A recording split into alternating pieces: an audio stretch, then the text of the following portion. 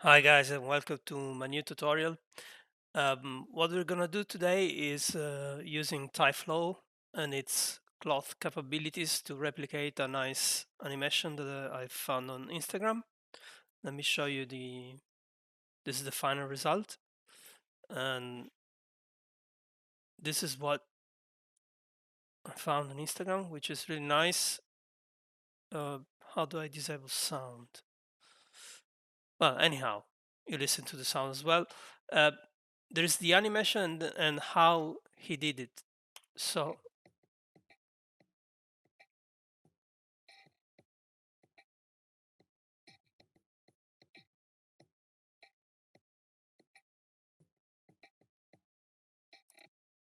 it's really simple, even if it's really fast. Um, it's a nice effect. It's done in Houdini, and we can easily replicate it with TyFlow. Uh, the even if it's really quick, what it does is really linear and easy. What we should remind about is um, the aspect of the cloth. As you can see, it follows the spheres uh, really nicely. Uh, See how the shape of the sphere is really followed by the cloth.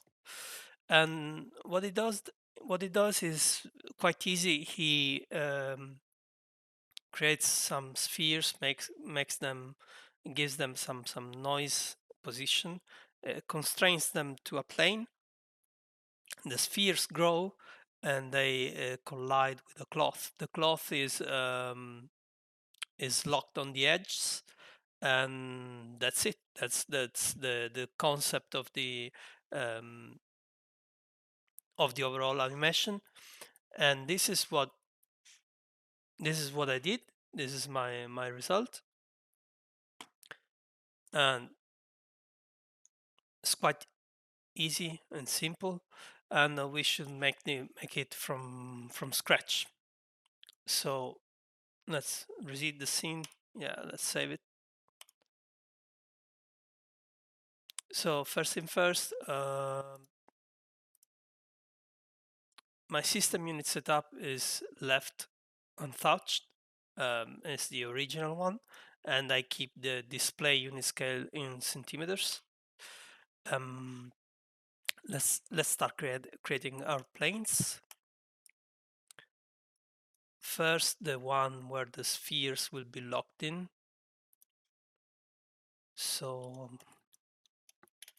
I'm gonna use the same size I used on the scene. Let's call it plane spheres, and let's set it to 000, and then let's make the cloth plane.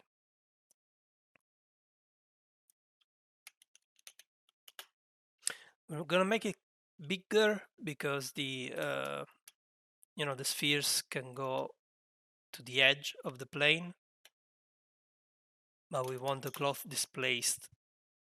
I mean, I don't want the spheres going to the edge of the cloth. I want them to stay inside, so that's why I'm making the cloth plane bigger, and also its position is gonna be slightly over, as you can see, slightly over the sphere's plane. So I'm gonna subdivide the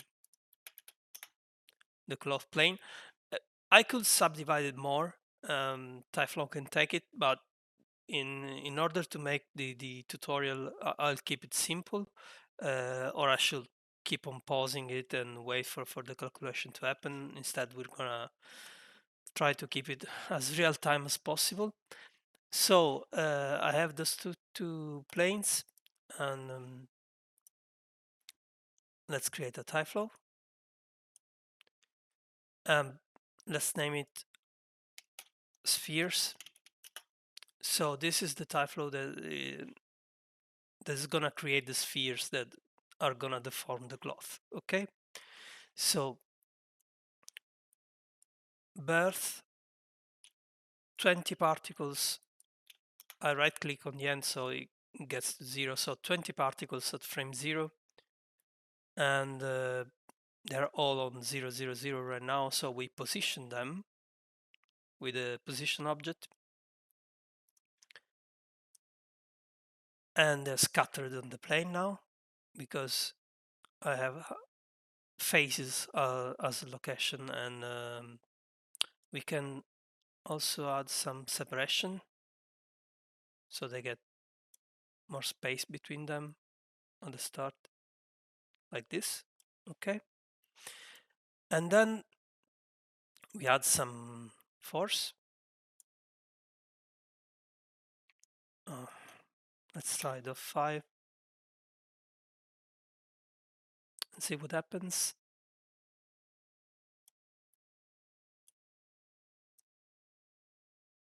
And they go away, but we want the particles constrained to the plane, so we add an object bind.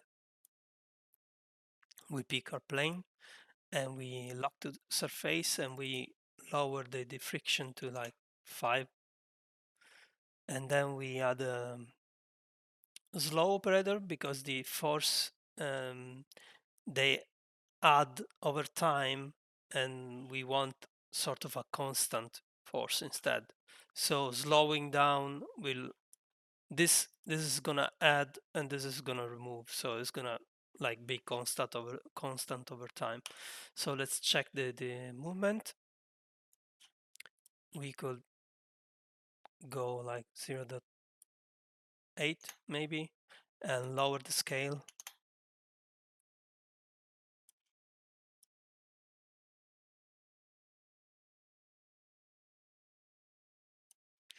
Maybe add some frequency.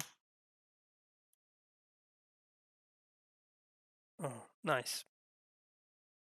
Yeah, I like this movement. And let's get rid of the friction.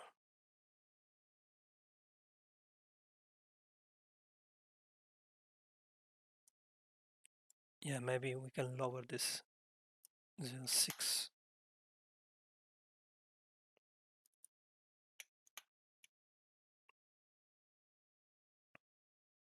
No, lower frequency was better. Okay, I like this movement. Let's add a shape. It's gonna be a geosphere. Oh, geosphere. I don't know how to pronounce this. I got to double check. Um, let's set the display to geometry. What we want is, let's check again the movie.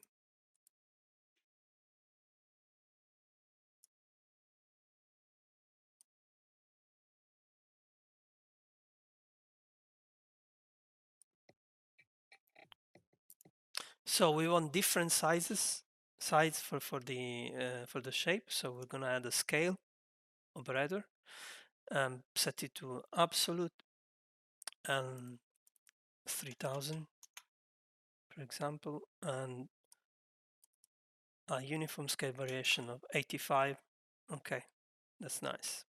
But as we can see, the spheres compenetrate, and this is not what we want. But in the original animation, the spheres grow over time. So also what I don't want is for the spheres to go through the cloth at the beginning. They should not touch the cloth and grow and displace the cloth. So let's set the initial scale to something like 20. Let's check with the other plane on and the frontal view. Okay, even 50. Okay, 50 is good. And then we turn on again the scale absolute, but instead of uneven entry as timing, we set it to continuous. And we change the interpolation to 0.1. with a 50% variation. Actually, instead of continuous event age and starting from 1, so frame 0 is like this, and frame 1 they start growing and then they grow to the final scale. So let's see what's the effect.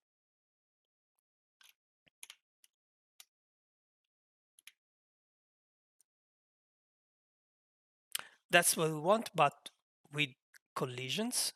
So we just add a particle physics operator and we set it to scale radius, and we set the draw collision shape so we can see that the operator follows the scale of particles. And now, as we can see, they don't interpenetrate anymore. So uh, we have our collider ready, almost, because we have to add a mesh operator, set to triangle mesh. So now this is going to be seen as a mesh from other TyFlows. So we create a new TyFlow and we name it TyFlow Cloth. Uh, just for safety reason, if it crashes, we do a hold. I have the scene saved, but I want to do this from scratch. So birth objects, and we pick uh, the cloth plane that was subdivided already. We hide the original geometry, and we can just turn it to cloth and disable the display because cloth generates its own geometry. And what we can do here is first thing first, we lock the borders so they don't go away. And we do this with a surface test, selecting the plane that generated the cloth, and we select distance edges, distance from edges. It's set to open edges, so it's just the outside ones. And we can, for example, we can send them small dots, and we switch the particles so those are not going to move. And we set the timing to on event entry, or it's going to check continuously and it's going to give us undesired results. And then we lower the distance to like 2. Yeah, all the border particles are picked, and now even maybe 4, so we don't see 5. Okay, so we have a frame of stock particles. Okay, we can disable this display. We know that the particles are uh, linked to the world space. Um, we can add some. We should add some gravity. See what happens here. Gravity acts and it takes the cloth.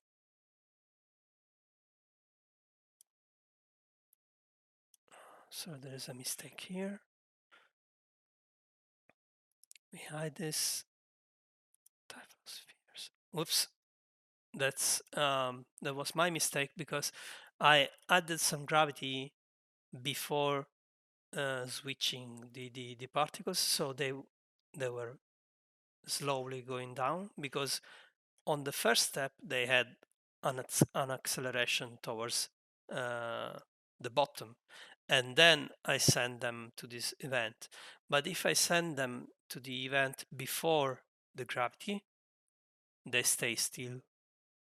This was a lucky mistake because we had the chance to see some ordering difference between operators. Now, we should have a collision plane below the cloth, and so we can just clone this and call it collision. Okay, and we set it to 0, 0, 0 again, and we add a collision operator, and we pick the collision plane, and we give a radius of 1. So now the cloth collides with this plane. It doesn't move because the radius is 1. Okay. Um, Actually, we should raise a bit this radius based on the grid. Display again the collision spheres. We should actually raise it a bit, and maybe we're gonna just, oops, too much. Too. Okay, so the spheres almost touch to the 2.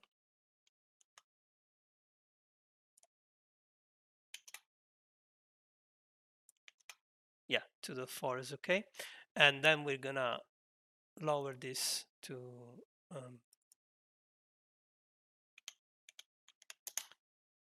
we had already 1 centimeter up, and we just subtracted from here.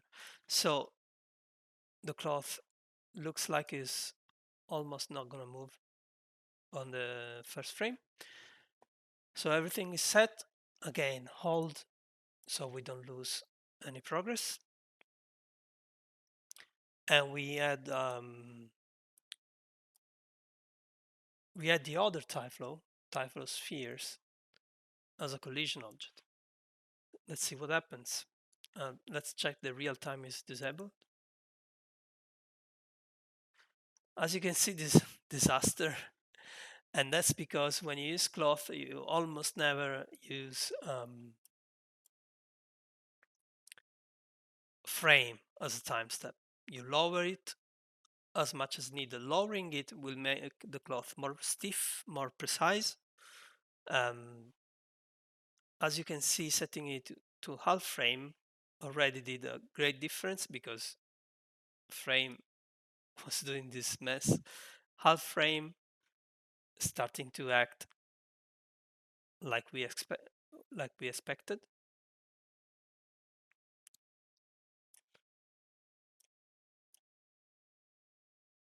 And 1/4 is doing almost the job. I mean, this is a good step. We can also increase the steps.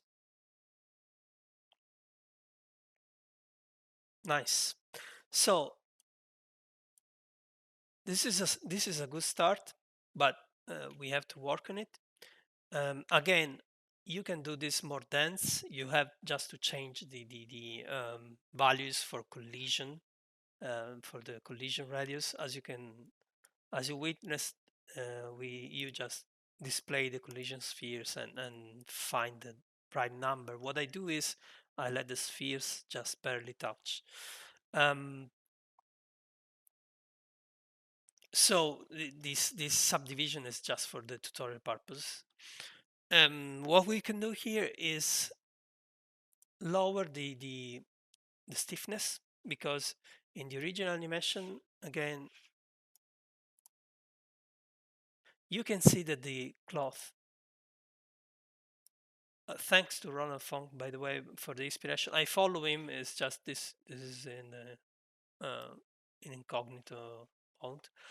The cloth follows the spheres nicely. Instead, here the cloth is lifted by the spheres. But if we change, okay, let's put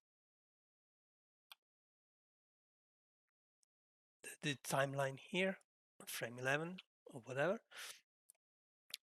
05,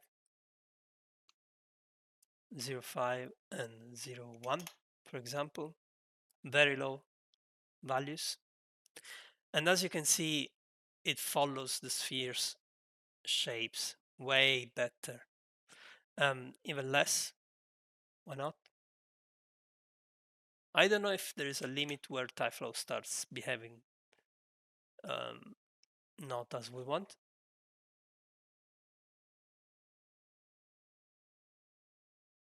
Okay, so we're gonna uh, keep keep it like this, but we don't have any self collision, and you can see it here.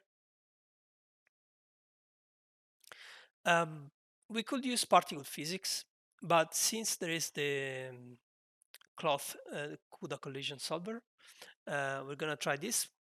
And if you read the manual, um, you can see that 0.5.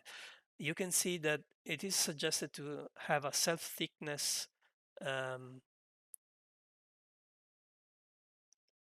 less than the distance from two triangles. It was like 2.3 centimeters, so let's say 1.5. It say you can go lower. It is not suggested to go higher, or the cloth will behave in a weird way.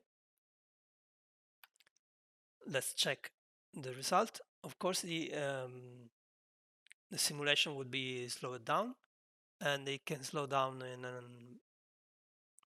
over time if it's based on the number of collisions that the cloth is going to face. But this is uh, oh, okay.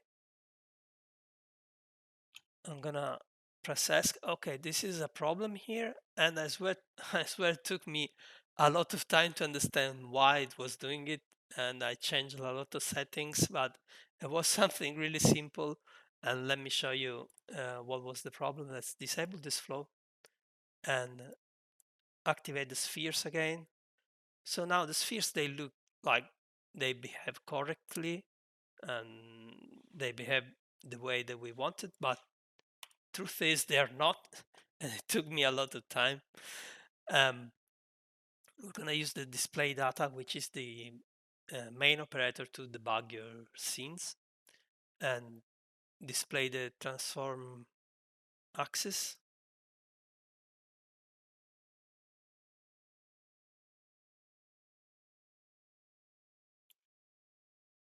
Let's hide this.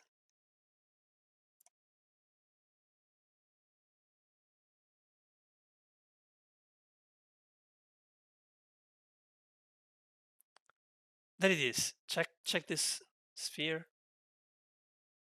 See how it rotates all of a sudden, and there are others as well. Spotted. Oh, there it is, another one. So this was really impossible to see until I used this operator. It's easy to solve this problem. We just use a rotation operator. Um, we said it before. Everything set to workspace and the timing continuous. And again, let's turn on this. And as you can see, they don't jump anymore.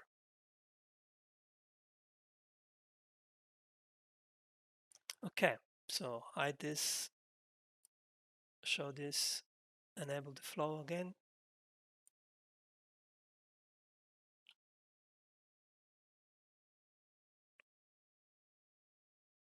Maybe the self thickness is a bit too much. 1.2 would be better because it was 2.4, right? Yeah, let's try.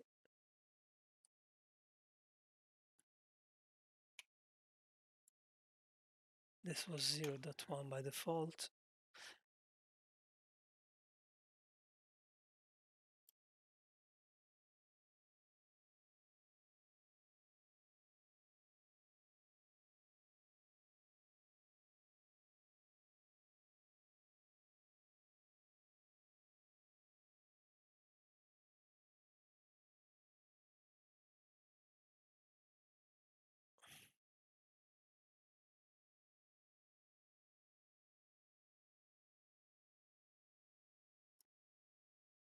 It's giving me some problems here.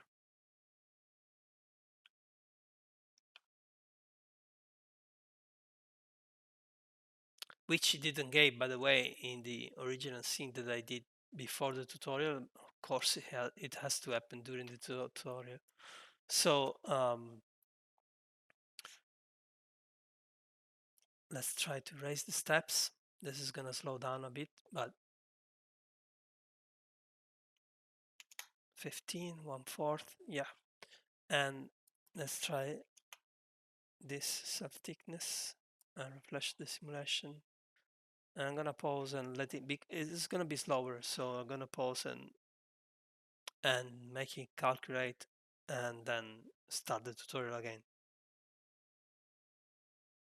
And we're back. So the fix was really easy actually. um, I took everything back to the default except for the steps. I raised the steps to 50. It's still really fast to simulate. Also, I noticed that I had bounce set to 25% and I took it to 0 because I don't want them to bounce. I wanted to be deformed by the spheres. Everything works nicely and the simulation is ready. I mean, it's ready to render. If you're interested, I can show you how to use new 2021.3 3ds Max 2021.3 features uh, to obtain that look. It's really easy. Um, so this is cached in RAM. I will cache it to disk normally. What we can do is add Turbosmooth. Again, normally you would simulate a more dense geometry and then wait a bit more, but for the purpose of the tutorial this is more than enough. So let's set the let's get rid of this and let's set to a square format. Okay, and then create a camera and set the camera to something like orthogonal. I don't want this perspective, and so we can specify the focal length to 120. Okay, nice. And then we find the right angle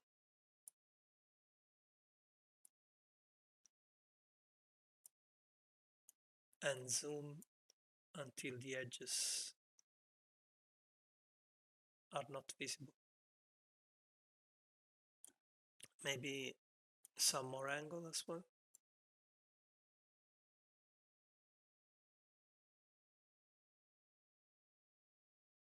And zoom a bit more.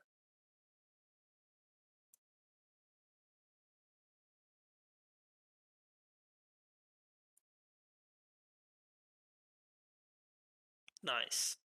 Okay, so some quick uh, shading and lighting, really quick.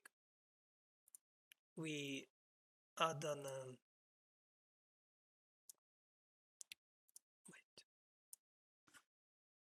we add an HDRI to the environment. There's this new OSL which is amazing.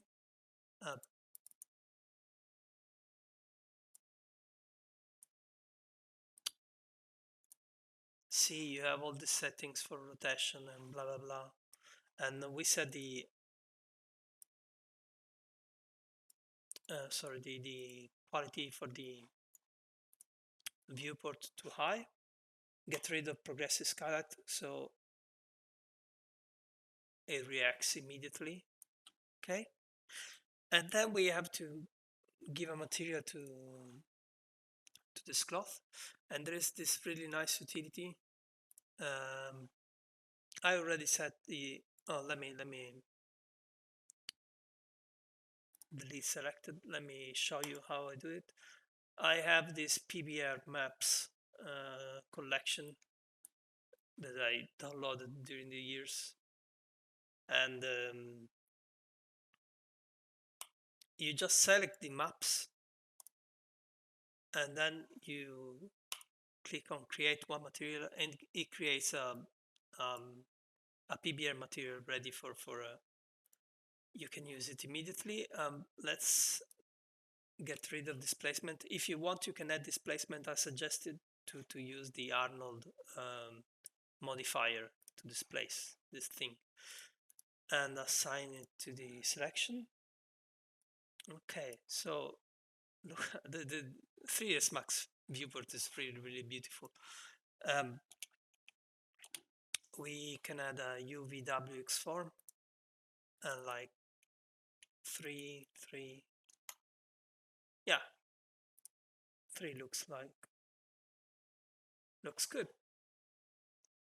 And then you can just I don't know, add some depth of field and get rid of the target, and we just lower the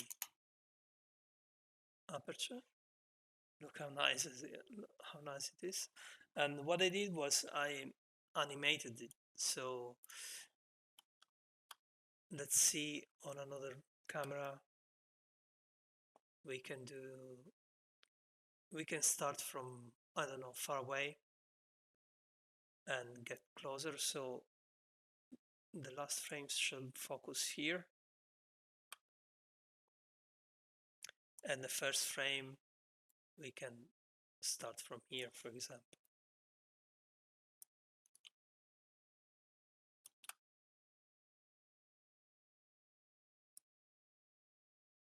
See how the focus is changing?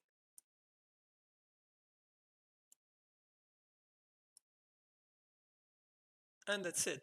This is this is what I did. And if you render it, it's gonna look almost exactly like the viewport.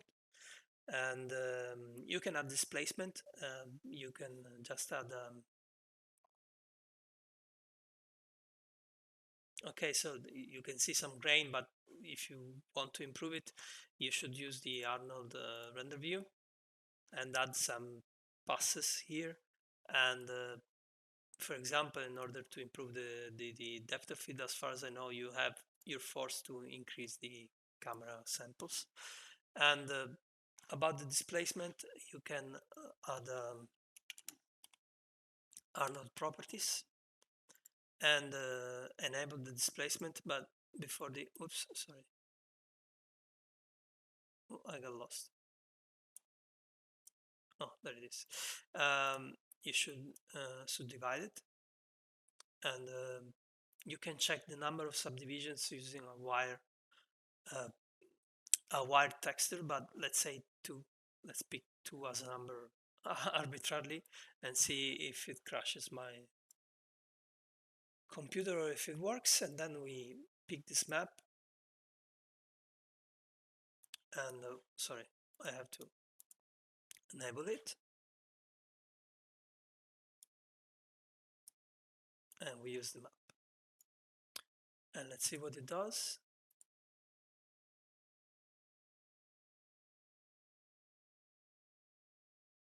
Yep,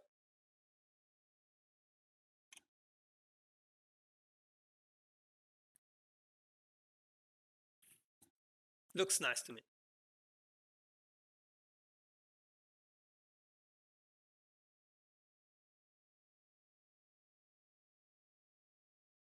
Okay guys, I hope you enjoyed this new tutorial. Until next time, bye.